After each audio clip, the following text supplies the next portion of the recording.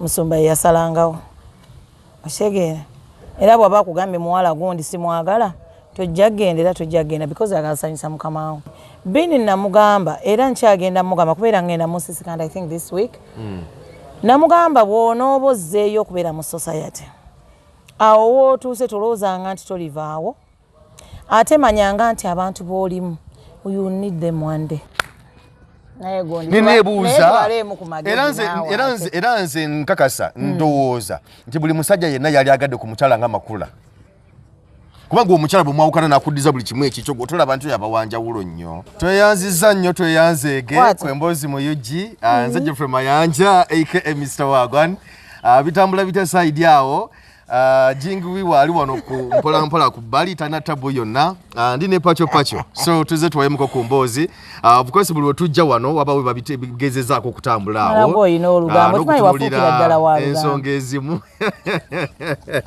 tulina no president waffe Seegu yagambye president w'olugambo atagamba mutajja kuvaako paka yewaŋŋamya naye ng'akyali by the way Seegu ye namusanga otyo naŋŋamba nti pacha agamba atya nti nali mpakinga nga mu parking yewe yali asula lwaki omwana oyo alimba kale tetugaana kati kupakinga ki kale tetugaana nali neibawe ninga mpakinga ne mugamba wali to parkinga mu lujjawuwe alize mujja kunkubira nnyo amazima nze ndeeta mazima nenga Seegu yoli otyo muzeeko nako nyingi simulaba namusanga ku vision yawo naŋŋamba pacho lwaki yampairiza mulira n'ebirala byayogera era nagamba video ke naye kyokka kye kyamusumbwa ne mugamba kati yogera amazima yogera bituufu mwana nsanze wange mundeo tutudano by the way tuli mu mboozi mu UG karibuni tena salamu alaikum mairi bannaffe abaisilamu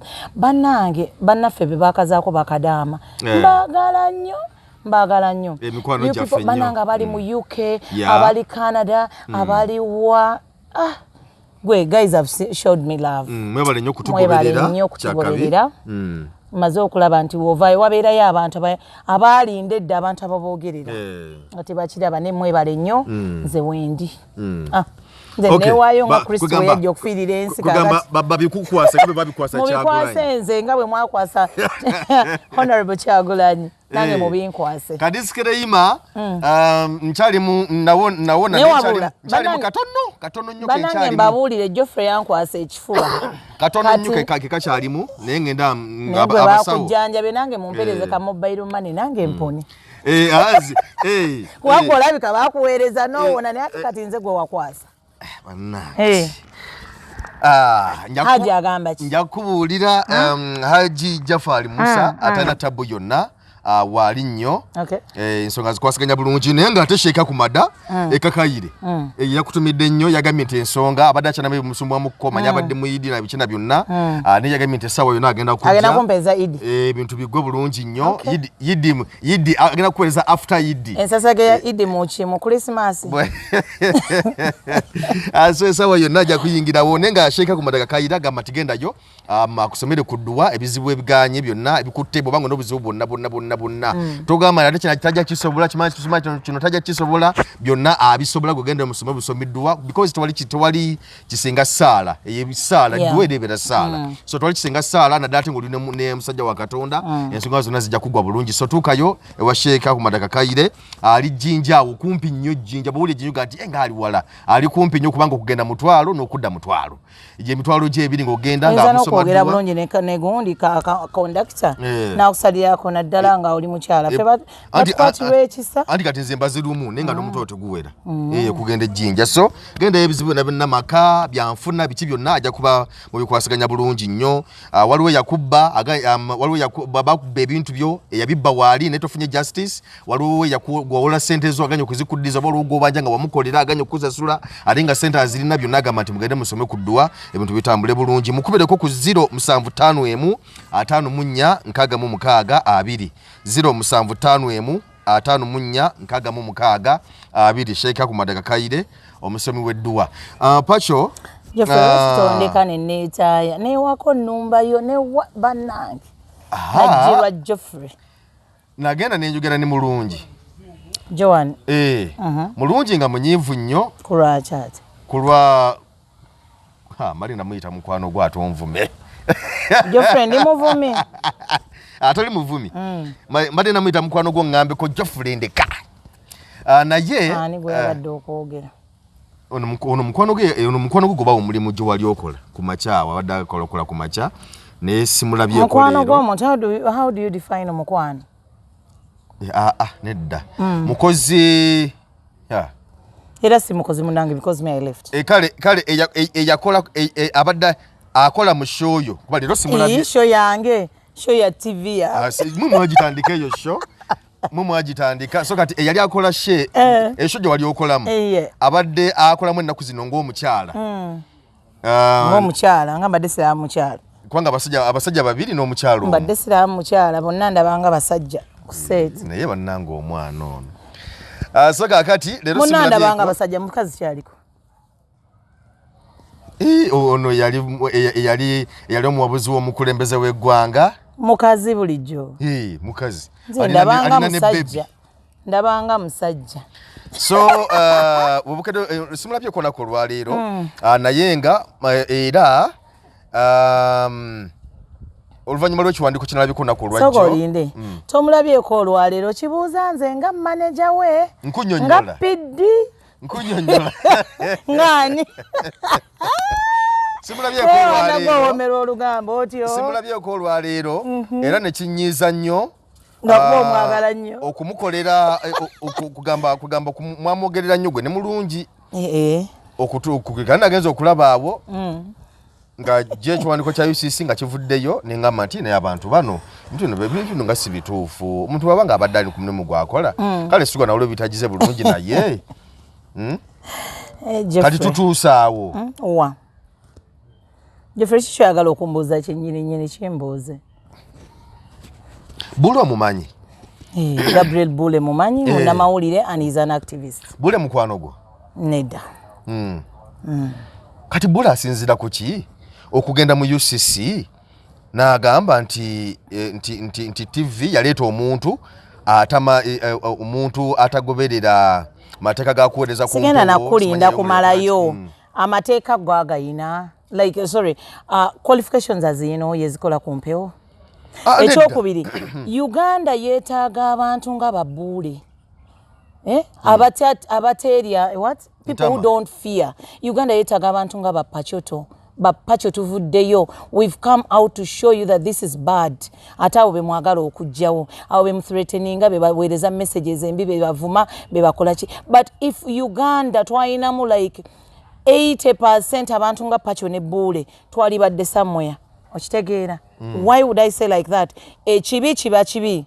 Buule munnamawulire ate not just munnamawulire but agabaddemu, he has the experience, he has the knowledge, yagasoma si bino bye tubuukira ku street ne tulonda omuntu nga yali asiimula toyo oba yeera mu katale n'omuleeta ku seeti mbwakole. Ofuna bulungi nindako nkyajagala nkinyikise kiri.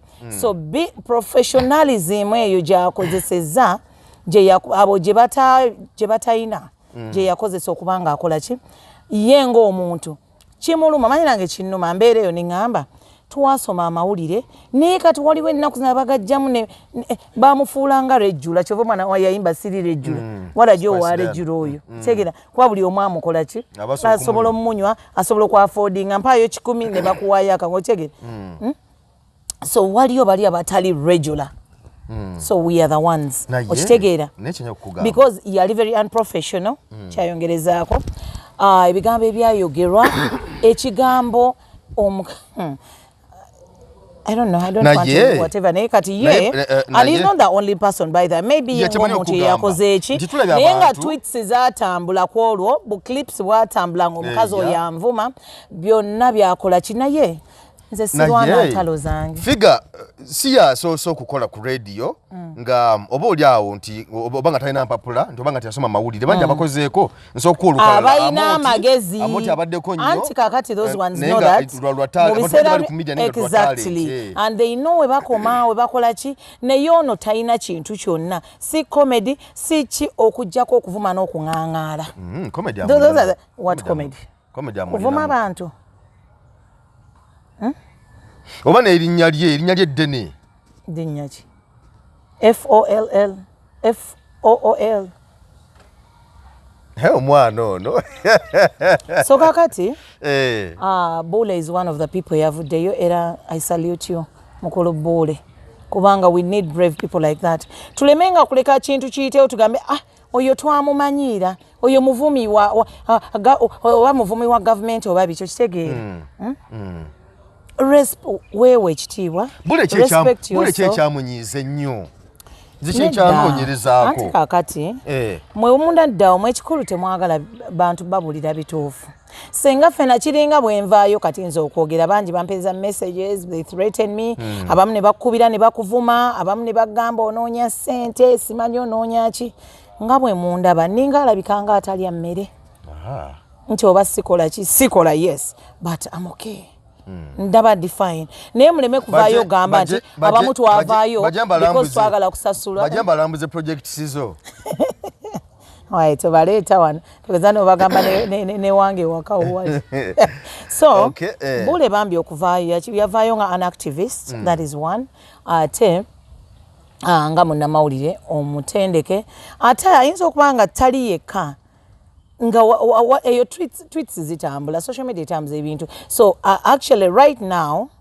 eyo baluwa yaweereddwayo nze saawaabye I didn't say anything I said nothing naye ng'ate nze gwe baavuma nkumanyi toli muwaabi era nze gwe baavuma nze gwe baakola byonna bye baakola naye mukama ono omulaba alwana entalo zo ggwe ng'osirisa olina wootudde okitegeera kati nze nabadde ntudde mba ndi awo nga nange bankopingidde kagundi nkafunye okitegeera so nga nange nkafunire nga bwebityo bibiri konze munaye mukama genda mu maaso katulaye gye kinnaggwera kati in fact ku ssaawa zino we are waiting all eyes on UCC kyekiddako okitegeera though babagambye okwe reporting batwale recordings between 3 ne 18 of omwezi guno I think so from dozanga 3 paka nga okuba 18 or something date eyo gye babawadde nga 28 is the deadline that's Friday kitegeera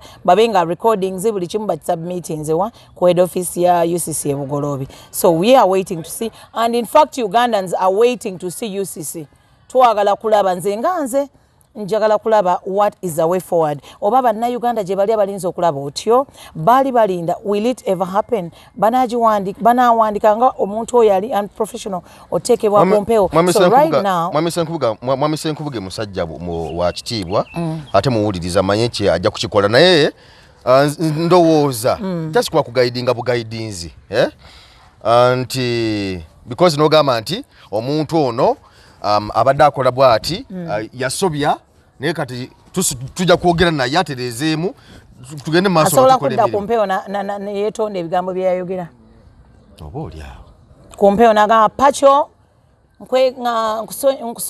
nsaba kunsonyiwa nakuvuma ABCD asobola kikola olaba Kamiliyoni yeetondera Seeguya ne gundi naye asobola ozinga omufunidde gundi w'omutuufu nnyina omutuufu oba kitaawo omutuufu n'alyoka akola ki okitegeera so kakati munange ekyo kyebbaluwa bwe kitiwe kyabadde tulinze ffenna okulaba UCC kyegenda kukola ki I can't comment much because already babayise so let them take the recordings oba banazeegaana oba ki so saagala mulowooze kuba bangi nnyo baŋŋambye ndowooza kati oli musanyufu gundi yagobeddwa no buli muntu yenna nze ndi maama noonya 10 ky'abaana bange buli 10 kyenfuna baana bange they come first atannawa fees ne muteerayo atannafuna ku mata n'enkola owoolugoye yabadde agala okusiba kaviiro kitegeera kirowooleza abaana bange so ne full figure simwagaliza bibi mwagaliza birungi era sijja kusanyuka ng'oba oli awo agobeddwa naye weneebeera decision yaabwe era ajja kufuna awalala okitegeera she can get somewhere else kuba naye awo ali kunoonyezaawo mata g'abaana be oba mwana oba abaana simanyi oba ayina abameka oba ayina abalabirira nga some of us oba tayina okitegeera so me I wouldn't even be happy okulya nti yagobeddwa but they can caution her basa omukoshoninga aga tuddaga mukola boti noboti oba terezaamu wano mukama wayinza okola kyomanyi mbulira gw'oyita naye kubuulira empisa zo mukama waani gw'atavumye musumba ki gw'atavumyeko bameka batavumye mu Uganda eno kakati mwana yanvumira president wange Museveni mwana ki mwana oyo banna anti yali anoonya ssente naye yamala nazifuna teyaddamu n'akyuka nabo yamuddamu kaawo mabega kaawo ayagala kuyitibwa alinabo yamuddamu kaawo n'agamba nti omusajja Kyagulanyi yali akutwala anti era anoonya bamubadde mubamuyite naye kati kambabuulire President Museveni owaluli yababuuka bino bimwakola ngeno ne mukola katemba amwe ne babayita ne babawa ssente President Museveni kati yabalabuka era sikiwanti anaddamu ne wono odda ku saidi ya Kyagulanyi in fact Kyagulanyi waffe muveeko toddamu kutwesibako mukwano gwe toddamu kutwesibako kati beera eyo njogedde bubi nga mwefunze wanje nga nengera mami yagambye nti yali alina ex-we yali omwami we naye kati esaawo yabeera ex okuba bayawukana no banseka ki bayawukana naye ejjako na buli kimu kyonna ekikyeta ye taata woyo mwana w'omukulu naye kati yasigaza kantu nakamukonake yali yamuwa emmotoka n'agimuddiza yali yamuwa biki binabina nga omanya ebintu omuntu byowa omwagalwawo nga muli mu mukwano n'agamba nti buli kamu konna yali yamuwa n'ekyapa n'akizaayo mami Maku naawe bwa mami tebumunyumira tuwekera muyite erinnya lyoyino tekakunzisanseko mami Maku yagambye bannaye mugezezaako muteekako ekigambo mami naye tekinyuma ekigambo kinyuma mami Teddy oba programu eno ngikulekera ogikole newogenda simula ogende otyo munange nange ebintu ebitambula naye sinnaba byetegereza yabadde ne daddi oli ku programu yaabwe manyi nze mbagoberera nnyo era gyosabira online naawe mbaako era ku Sunday omwana n'akwata ku remote omwana nakwata ku remote nga nteze bwenti mba mukambwe nnyo oyaba oyagala nakumutta mba mukambwe nnyo ebirala bikyusa naye awo so wakati munnange n'agamba nti era ye bw'aba nga n'omwagalo we gwayagala ne batuka ne baawukana tayagala kusigaza bbala tayagala kusigaza kintu kyonna naye ngera bw'omanyi nasoose kulaba tusanyuke nnyo of course ekyo tusanyuke nnyo kati anti we baneereka ne bujengo ettaka lyaffe nga lisigalawo ery'ekyaki emmotoka zaffe nga zisigalawo amaka ag'egindi nga gasigalawo nga agamuddiza daddi laavu gy'alinago ogimanyi olowooza basobola okwawukana kati omanyi daddi laavu gy'alina naye ggwe byakwekaza kuba kati talina kyakukola musajja wato nze bwe ndabanga ekintu yakingiramu n'akigwamu bwe gundi naye kati kwekaza agamba kati nkole nti ate naye muleke ate bakole ki kati nze kambeere okola naye baaba mwana gwe ekirungo watabula naye pakyo naye gwe otandika otya naye mwanjikiriza olugambo gwe n'ebizonto naye gwe otandika oteka munnange Geoffrey ndina obujulizi mwami kakati mwami anti gundi yali ankwana anti you people tutuuseewa banange ate nawe newunyiriza nti abawala bwe batyo bakyaliyo ennaku zino n'omuwa emmoloka n'agikuddiza nga mwawukanye nga wamuwa ekyapa n'akikuddiza nga wamuwa buli kamu akakonaga nti ebintu ebibyo twalasagala n'asigalirawo bw'atyo naye Makula ebimulimbangako abantu abalala kyokka ate yeekuba gundi yeekuba gundi yekka eno ku programu endala ayogera birala ate boyfriends naye ate n'akola atya ndeeno naye kwegamba she's contradicting herself kiki ekyajja mu bwongo obwo omukazi naye kiki alina byakozesa mami ayogera mazima naawe bambi nga ne dadi awuliriza oba yamuzeemu ki akoko tebakatambuzako yamuzeemu nalabeka yamubuuza nti n'ebifaananyi katola ebifaananyi byo n'obikola otya bamiraga nti ebifaananyi ebyo yabyokera mu bintu bino bye bakuŋŋaanya genda yokye wabwere bye bisigalira ebyo bitalina nnyo makulu ate omwana ye waali nti n'ebifaananyi ebimu biri mu alubamu ya mwana ebirala kaleka yabyokyayo neneebuuza era nze nkakasa ndowooza nti buli musajja yenna yali agadde ku mukyala nga Makula kubanga omukyala bwe mwawukana n'akuddiza buli kimu ekikyo gotolaba nti yabawanjawulo nnyo anti oba olaba ŋŋambye ne Kanani tunaatera ogifuna neetera okudda mu mikono gy'abantu anti naye nenkugamba nti wali yajja anywezezza mwoya mukama yamutuuza. Anyway, Uganda yeetaaga ng'abo munnange era abakyala bali eyo bambi bwe mwawukananga muzzengayo ebintu by'abannammwe. Antako kanyumide, but I don't think it's true. She can't. Tasobola naawe. Ali mu kubba Musumba ki obwongo just. Tukijja ku ye. Abola we bali mu Uganda ne mu nsi yonna. People are there nga waba ali done with you abeera done. Naye ate ekyo kireetawo ennemiti. How? Ebiseera ebisinga I've seen people separate naye ng'ate we baba separate nze kiri nnyo okusaidia abasajja. Bwe twawukanye nga was your girlfriend mbadde mukazi wo mbadde fiancé wo whatever it is. Ndaba nnyo abasajja balina tendency eyo. Omufaisi ogwo ngenda gunona kuba yakugulira omufaisi kati he just imagines I think you're going to bring another guy mundani kosula kumufalisa ogwo then he's like emotoka jimpe oba sicho actually ayinza kukola ogundi nti agenze mbamanelenda oba ne yeewola n'agamba nti basise emotoka bwekitegeera so mostly nkirabye nnyo tokiraba mubayimbi wano abayimbi tobalaba abamu baba yakugulira obw'omunda abagala kujja kukugamba nti nabo bumpe but I think abantu tukule ate tumanye ti people fall in love and people get out of love. Ate we babiweddewo si lutalo okitegeera si lutalo otegeera you can still remain friends tomanya ddi omuntu ono lw'omwetaaga.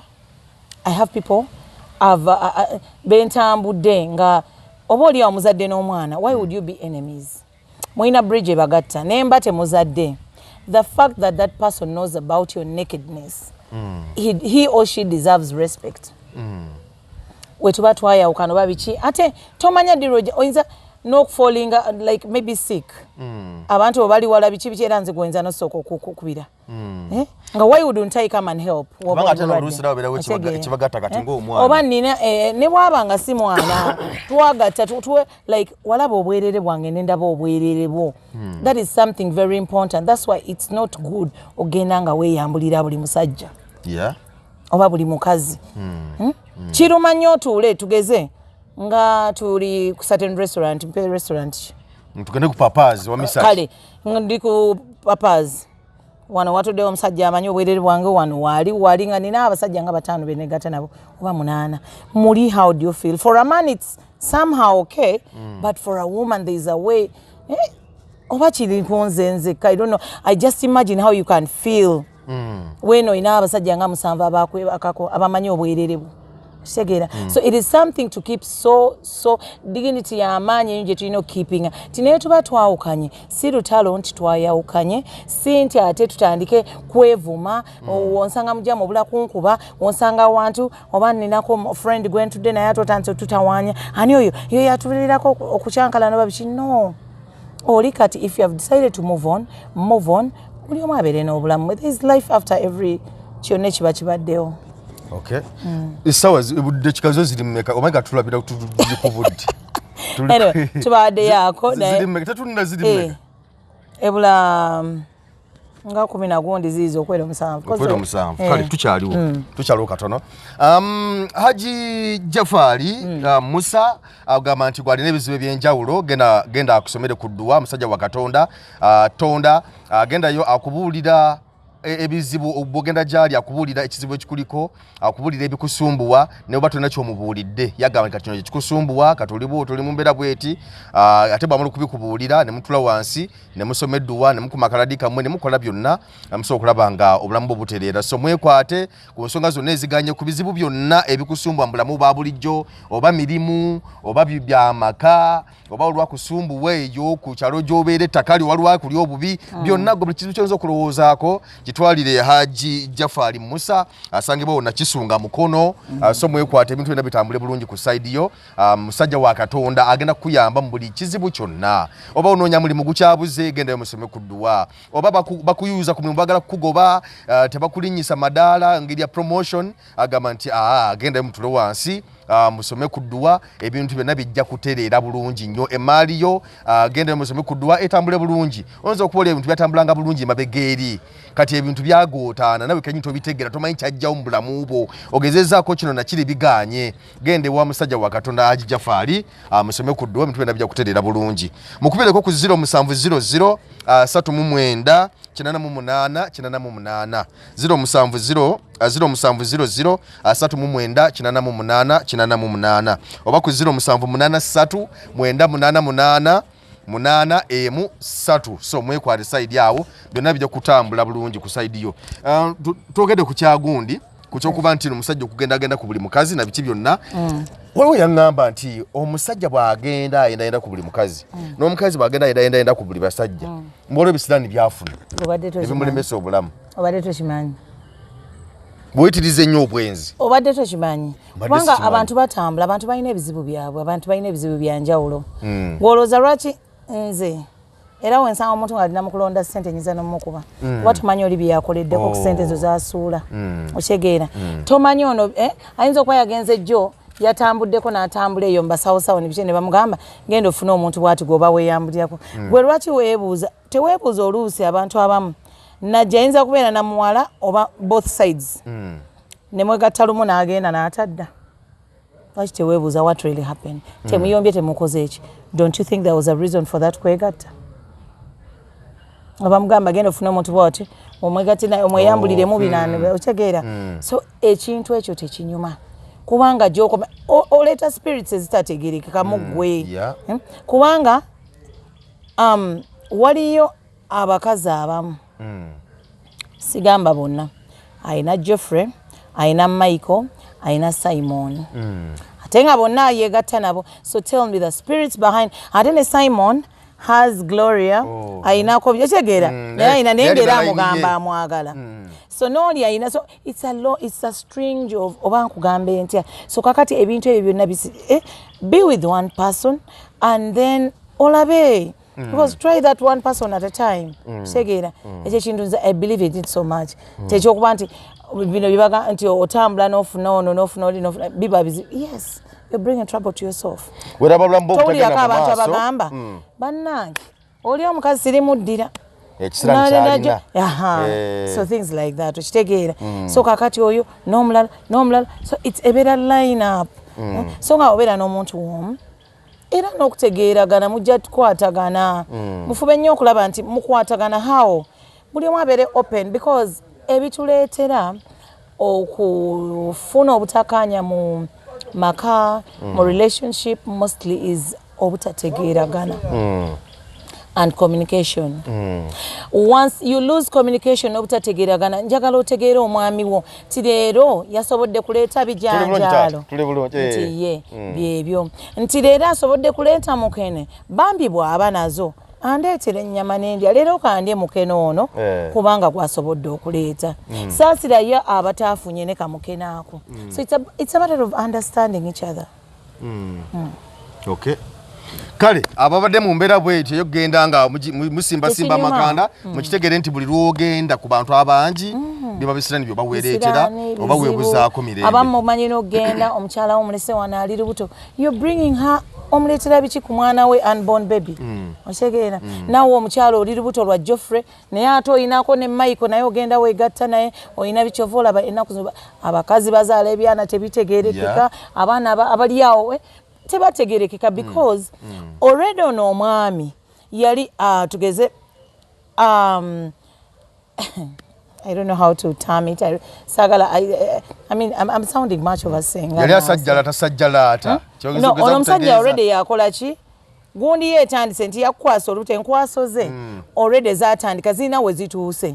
Waliyo ate omulala zo okukola ki? So osanga nti maybe you know kwegamba bintu nebidobonkanira awo biri birala tena olese gundi ndala okitegeera so I mean like ebintu kyovolaba banange nze simanyi what is in the society naye nga byonna ngamba okukwatagana obulungi ne munno communication okutegeera munno kasita otegeera munno kyekisinga obukulu nga bali we bategeera mukama waabwe nti mukama waffe ayagala nnyo abavumi tuvume mukama waffe ayagala kino kikiko okitegeera kasita omutegeera mukama wo oba kasita otegere omwami wo oba mukyalawo obulamu bukugondera bukwanguyira ne bwofuna obuzibu ku mulimu okomawo n'omunyumizaako naga tofaayo ndooza kikole bwoti ne bwoti oba ki naye waliyo abantu ne babeera ewaka ndooza mubalaba mu mamotoka bano be mulaba banyumya beekuba n'obuwuna mu motoka biki lava eba ekyali nto naye bali abaakola oli ejjabuzi taata wumala emmere yo ngiteeseyo n'oli oba tooli awo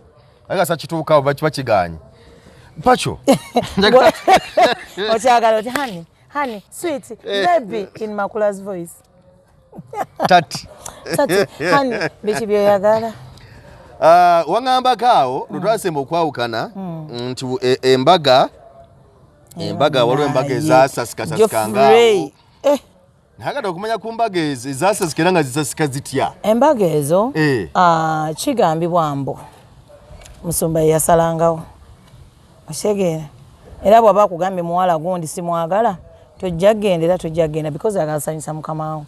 It is the same thing that happened to Uncle Ben. Zisenga sava no by the kuyamba Uncle Ben. Uncle Ben olaba amukolako ne interview ne bambuza pacho mukwano gwo yali mukwano gwo tinedda osegeera mumanyi neti yali mukwano yeah twali colleagues osegeera naye nze always believe nti ekituufu kiba kituufu so kakati Ben namugamba era nkyagenda mugamba kubeera ngenda musisikanda I think this week namugamba bw'onoobozzeeyo okubeera mu society awo wootuuse tolowoozanga nti tolivaawo ate manyanga nti abantu b'olimu you need them one day kati nze yali amanyi nti nyezo vaayo olwanirira eddembe lye naye nga be bamu abaatucunya ng'ali ku lusegere lwa gundi bw'oyo omukazi ng'ali ku lusegere lw'omukulu nga be bamu abaatucunya ne babaleeta ne mu program ne bamuleeta mu program olwo bagobamba baali baagala yaddewo biki naye nga byonna babikolera wansi kini tebaagala omuntu yenna ategeera be bantu abaatubanga ekikono naye nze ekituufu kiba kituufu navaayo ne ŋŋamba no Ben must be freed ate aweebwe ebintu bye waba byababanja nga ka TV ke n'ebirala obusente bwe babumuwe TV ajesonyiwe asologula TV mitwala era bagenda mumuwa ssente tugenda mufunira obusente so fundira TV emiliyoni nava kweri ya 15 gyabanja otusondereyo nno munnange oba gwe gitugulire abo tulaba baabo nsonga basobola okuzimalanga wali wonna ebintu bitereera so y'omukugo balemesa embaga oba yebyo ebirala ani Ben Ben yagamba bamulekesa naye mukazi we mu ddwaliro ng'alina lubuto obanga bamulongoseza sibijjukira bulungi naye omukazi yali lubuto ate ng'obuzibu buva kuki oba bamugamba naye oyo mukazi tetumwagala alimu ebisiraani kyova olaba ayogera with a lot of pain talabangako ku mwana we tamanyi oba omukazi yazaala oba omukazi ali atya oba omwana mulamu oba yafa okyegeera so bye bintu kyova olaba he talks with a lot of pain tibamukozesa bingi naye n'atakola ki to imagine someone even reaching an extent of telling you oyo omukazi muleke you bring another woman oyo muntu aba akwagaliza yes waliyo oli ayagaliza ng'alina byagenda kukola ki ng'alina kyamulabi naye munno olunaku ne wabula n'olunaku lwako n'omuga ndowooza oyo lwakubanga oba musoga ate mukwano gw'oli omukazi tomuwasa ate weba naagira nnyo ate omusajja wa Katonda ayinza okuba nga yalabye ekitali kituufu manyi boogera ne mukama anti oyogera ne mukama naye munnammwe ono gwe muleseewo asigaddewa asigadde atya okimanyi nti oyo omwana ndi munoonya by the muntu ali eyo ng'amanyi Kisakye Joy gy'ali omwana Kisakye Joy yes Kisakye Joy Joyce please yali muyimbi ku church noonya omuwala oyo bambi I need to talk to her we need to talk I need to counsel her we need to talk really njagala omuntu bambi yenna amanyi gyali balina kanamba ke anyamba akampeerezeeko kuba mwetaaga kuba emabega kaawo the last time oba nali mbuuzaani ne baŋŋamba omwana alinga eyagwa n'eddalo mentally ekintu tekirimu ng'omanyi okubeera ng'oyambadde akadaali n'olinda nga keeki gyeri etunulanga muntu ebidongo weebiri buli kimu nga everything is there ne bamugamba tutawaana omusajja babali eyali MC baagaana musajja baagaana Joy ntugenda na musajja oyo baagaana musajja ntugenda na Joy nga wali mukali musoga ate ne oli omukyala yali musoga bino bicho kyegeera so ne bateekamu ebyo ne bateekamu n'ebitalalala awo omwana oyo munnange nayambala akadaali n'alinda omusajja naye womanya ekisiraani ekyo you people God will never forgive you but God is a forgiving God he will Oshegera. Omanyi abantu okupera ku reception bazadde bazze bichi. Omugole natalabikako. Omugole musajja ataliwo n'essimu teziriiko. Omwana ayambadde akadaalike. Message nisandika. Embaga esaziddwamu. Kyokka nga ye ono maako eno babimanyi byonna. Ebigenda maaso ndi Embaga tegenda nakubaawo. Era ye baasooka okusaasanya olugambo omumanyi. Oyo ayogera n'ebya wiiki ejja n'abikunyumiza leero. Olaba yabulidde ne bbaawe ebya X. Firimu ziri Uganda. Osekeera naye bambi omwana Joy munoonya era mwetaaga. Era bwe ndiba mufunye, I think in one of the episodes, I need to sit on Embozi Muyuji with her. Tuogere, akubuulire. But I know she's hurting. But nsaba Mukama muwe omwami, ajjo mwerabiza byonna. Nsaba Mukama muwe the best wedding of her life. The best life should, you know. Anyway, bye byatuka ku mwana oyo nenga munaye bali basalangawo obusazi. Era waliyo n'abalala. Nga leero olowooza nti bali kujja wama waliyo n'omukola omulala omuwala yali alowooza bajja waawe ne bategeka ne bagenda ewaabwe w'omulala. Nenga byonna kyano ziva wali eri. Ziva ku center. Nenga what kind of church is that? Kiki kyosiga? Omusajja wa Katonda balina kyalingidde. Lwaki takyerengeramu? Lwaki tekyerengeramu nayeebuuza nayenze nabaki nga nakyuka nnyo nga nabaki lwaki waba musajja wa Katonda takyerengeramu? Waba musajja wa Katonda lwaki takyerengeramu n'agamba nabaki? Omanyi Geoffrey waliwo otuulaawo nze simanyi bakimakunze nzekka twaninga naye nkyakadde nnyo omwezi guno. Okuba mu mutima. Omwezi ogujja sigana kuddamu kulabika awantu wonna. Ebivuluka nsooke mbikola ki? Kitegeera? Oba n'ogamba tulidde nnyo ennyama omwezi guno. Katukyuseemuko tulye ku kyennyanja. Kitegeera?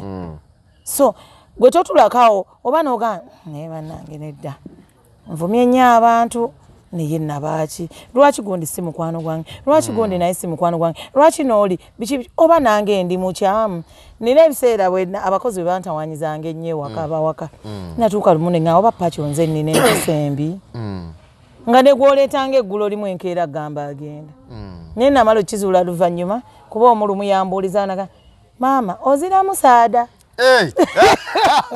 nangambirawo ku makya naga be tiisobole olwayingira mu nyumba oba naye mutumye kundeetera kinaga aye maama nganjire mu kisenge tiri kubona munaire engoye ed'omusaada ozira musaada wano tiisobole neŋŋamba yajja kukolera musaada Sheikh Madaka Kaire agambye genda yomusome kudduwa ali jinja so genda yomusome kudduwa byonna ebiganya bizuna byonna bimutwalire mugende musome kudduwa musajja wa Katonda abantu bangi bayambye era abamuwera obujulizi nga abakoledde bulungi nnyo so genda yayo jinja awo musome kudduwa ne Sheikh Madaka Kaire mukubireko ku 075 546 20 njiddamu 075 546 mugende musome kudduwa side awo twagala kusibula pacho mpozi ngona kwegolo maliza nako naye kyembaga banna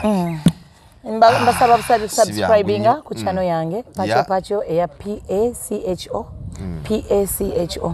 banji nnyo baze mu inbox yange I still welcome most of you mujje tunyumye ng'abakyala ng'abamaama ng'abazadde bannanga abakyala in a message, I think I should send it to single mothers out there. Yeah. Nga nina kwenna kijje muwala wange Kani annuma nnyo. Kani alwa. Grace Kani. Grace Kani by the way. So I'm not really happy when ndaba comments bichi ebigenda maaso nze sijja gamba nti oba ki. But this is a message. We've all been in that at one moment. Pacho. We have children that we've taken care of. Pacho. Wanje. Grace Kano ozateta topic nambe ebintu ebimwetololerako lwaki Grace Kano tetujja lumu ne tuwayamuko ne tulaba obuzibu ebuva kubanga Grace Kano nange yomukuba walaba nnuma abayimba obulungi abato naye ebintu bingi ebimwetoleko bwetutandika okwogera kati ebintu tuyinza obutamaliriza. I think in the next episode let's talk. Let's chat. Yeah. Panange, we can make it. Yes. You can do it. Osegera. The God eyakuwa omwana oba eyakuwa babana. Teyebase tabongota. akulaba era he will always provide. Tukomawo. Toyanzige tukirize tukulekere ono olwaleero mbadde Geoffrey Mayanja aka Mr. Wagwan ne Pacho tujja kujja tuwayemko ku Mbozi Grace Khan nange nzi omu ku Anuma. Naye nenda ebintu nange nesisanyuka naye nga kwagala nnyo my bubu. I love you so much. Take care of omwana oyo bulungi nnyo bana nga b'Embozi muyoje. Mbagala nnyo.